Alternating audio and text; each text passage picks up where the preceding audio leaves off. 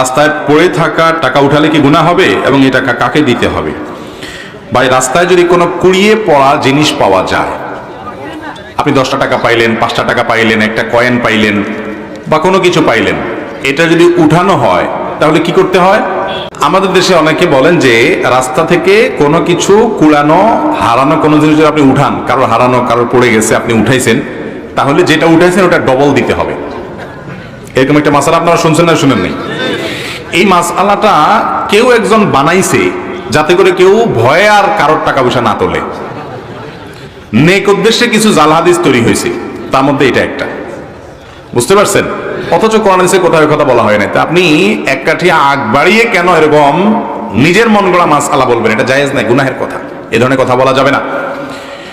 যদি রাস্তায় কোনো কিছু পড়ে থাকে দেখেন আপনি, জিনিসটা যদি খুব তুচ্ছ হয়, সামান্য হয়, ধরেন কথার কথা 2 টাকার কয়েন, এটা যার হারাইছে সে আর এটা খুঁজতেও যাবে না, আপনি জানেন, খুব সামান্য জিনিস, তাহলে সেটা আপনি নিজে গরিব হলে গরিব খেলেন বা কোনো গরিবকে আপনি দান করে দিলেন। আপনি নিজে গরিব হলে আপনি নিজে খেয়ে ফেলতে পারেন বা কোনো গরিবকে দান করে দিতে পারেন।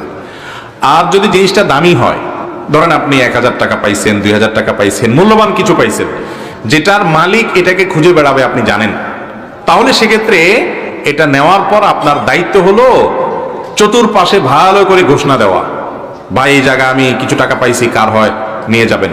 দীর্ঘদিন আপনাকে ঘোষণা দিয়ে যেতে হবে, যেতে হবে, যেতে হবে। কোনোভাবেই মালিক আর পাওয়া যাচ্ছে না, কোনো হদিস নাই, কোনো আলামত নাই, কোনো কিচ্ছুতেই পাচ্ছেন না, আর আশাও নাই। এতদিন হয়ে গেছে, অনেক দিন হয়ে গেছে, বহু খোঁজাখুঁজি করছেন, তারপরেও পান নাই। তাহলে এবার কি করবেন? এই টাকা কোনো গরিব, কোনো অভাবী, যাকাতের হকদার মানুষকে দিয়ে দিবেন, ওই ব্যক্তির তরফ থেকে, যে আল্লাহ এই টাকার যে মালিক, তার তরফ থেকে আমি দান করে দিলাম, সবটা তার অ্যাকাউন্টে জমা হবে। আর আপনি যদি এরকম করেন যে আপনি ওইটা নিয়ে একটু খুঁজলেন, খোঁজাটা এমন ভাবে খুঁজলেন যাতে কাউকে না পাওয়া যায়, এই টাইপের খোঁজা খুঁজলেন, হ্যাঁ? ওই যে একজনের বলে মুরগি হারাই গেছে আর আরেকজনের পাইছে, পাওয়ার পর মুরগিটা নিয়ে সে খুঁজছে, তো খোঁজার সময় সে বিরাট জোর করে আওয়াজ দেয়, একটা মুরগি পাওয়া গেছে, এমন ভাবে পাওয়া গেছে বলে যে এটা আর কেউ শুনে না।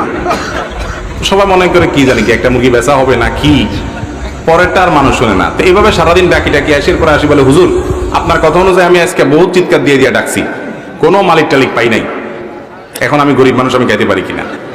তো এরকম মাসালা ঘুরে যদি খান তাহলে কিন্তু জায়েজ হবে না। আপনি যদি কোনো কিছু তুলেন কুড়ানো জিনিস, তাহলে আপনার দায়িত্ব হবে সেটা কি করা, ঘোষণা দিয়ে।